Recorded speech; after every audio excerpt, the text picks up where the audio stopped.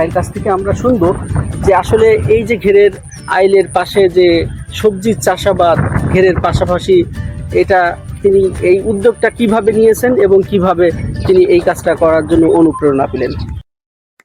আসসালামু আলাইকুম ভাই। ওয়ালাইকুম আসসালাম। তো আপনি এই যে মাছের চাষের সাথে সাথে ঘেরের পাশাপাশি যে আপনি এই আইলের পাশে যে সবজির চাষ করছেন, এটার মানে কিভাবে আপনি উদ্বুদ্ধ হলেন? এটা হলো তো আমরা ঘেরে মাছ লাগাই, কিন্তু এই জায়গাগুলো ফেলানো থাকে। এখন চিন্তা করলাম যে এখানে যদি সবজি লাগাই তাহলে আমার দুই দিকে লাভ হবে, এক মুনাফা লাভ হবে এবং মানে পরিবারের যে যে প্রয়োজনটা সেটাও মিটে যাবে। আচ্ছা ভাই, এই যে আপনি মাছের চাষের সাথে সাথে যে সবজির চাষ করছেন, এটা আপনি কি ধরনের সুবিধা পাচ্ছেন?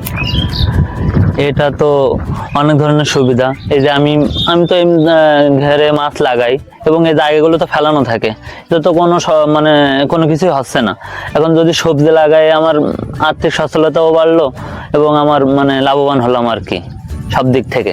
আচ্ছা, তার মানে আপনি বলতে চাচ্ছেন যে আমি জায়গাটা ফেলে না রেখে আমি সেটা সবজির চাষ করে সেখান থেকে আরো বেশি মুনাফা উপার্জন করতে সক্ষম হচ্ছি। হ্যাঁ, তো এই যে একই সাথে আপনি করছেন, এটা নিশ্চয়ই প্রশংসনীয়। প্রিয় দর্শক, সত্যি ঘেরের আইলে সঠিক ব্যবহার করে মাছের পাশাপাশি সবজির চাষ এটি হতে পারে কৃষকের বাড়তি আয়ের একটি দারুণ উদ্যোগ।